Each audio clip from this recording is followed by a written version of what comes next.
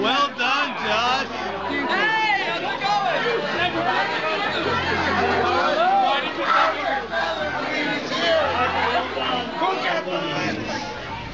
In the Herkimer Hospital, where Joe was somewhat put off, but what I seem to recall my father calling a condescending festival, or something like that.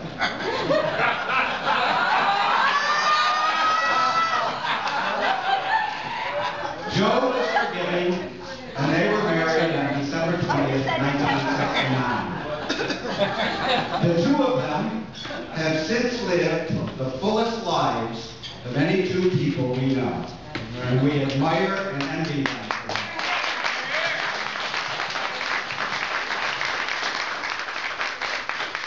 All of you, their friends and colleagues, attest to the fullness of their lives.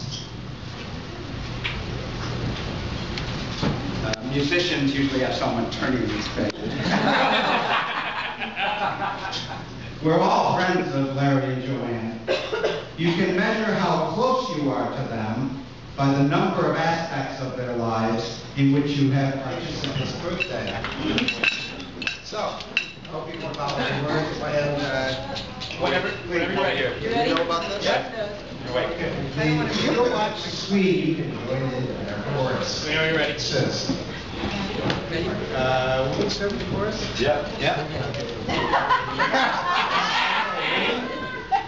1, 2, 3, collecting Social Security. Who knows where their next home will be? Larry and Joe.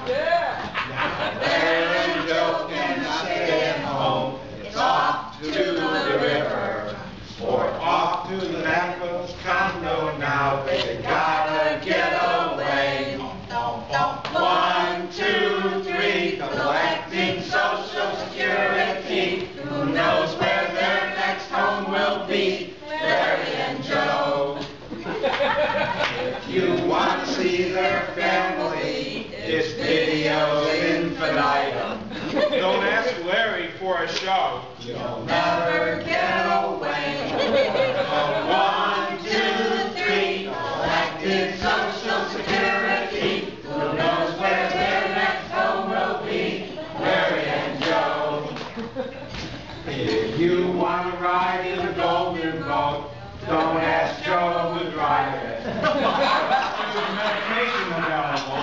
You want to get away. 1, 2, 3, collecting Social Security. Who knows where their next home will be? Larry and Joe. Yelled Larry in a pitch that no one can compare. It's a clarion call, heard down the hall as it winds its way up on the stairs.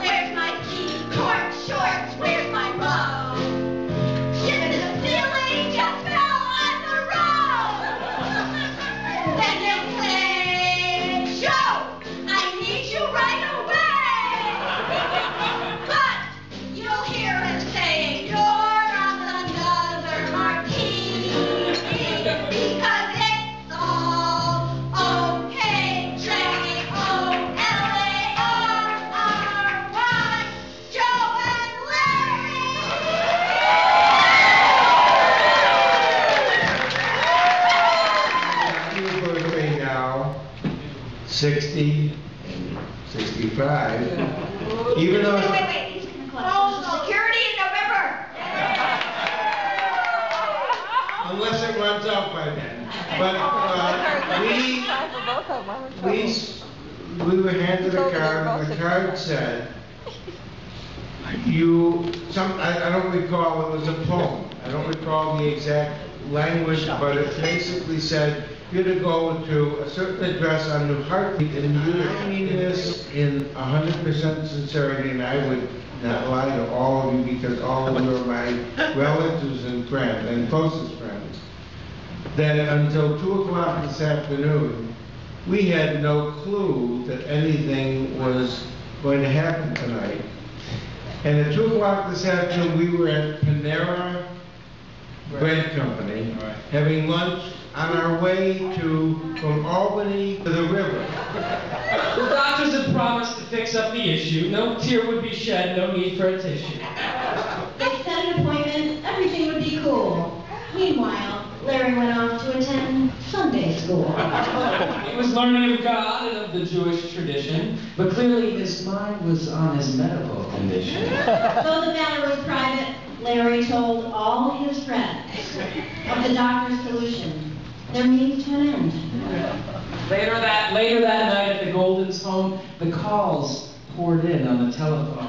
All parents were worried, their kids freaking out based on something that Larry had told them about.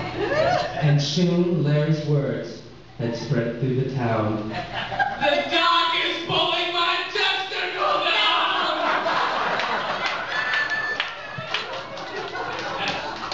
That's probably the first time that phrase has been uttered in this establishment. I'm just kidding.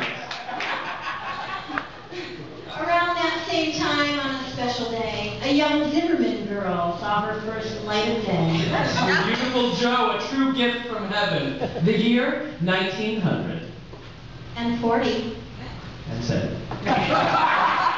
They were both so young. How could they have known that many years later, when they had both grown? Well, they would happen to meet on a date that was blind, when the moon was in place and the stars were aligned. They got along great. The romance went swell.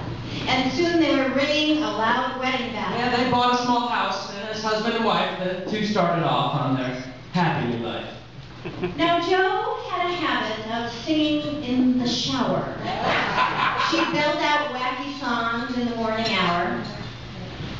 Larry decided that a prank was in order. So he placed in the bathroom a small tape recorder. And later that night, when the two went to sleep, and the house fell quite silent, not even a peep, He reached under the bed and quietly pressed play. And out rang her voice like a cat that was straying. The lyrics were clear, the melody flowed. She sang,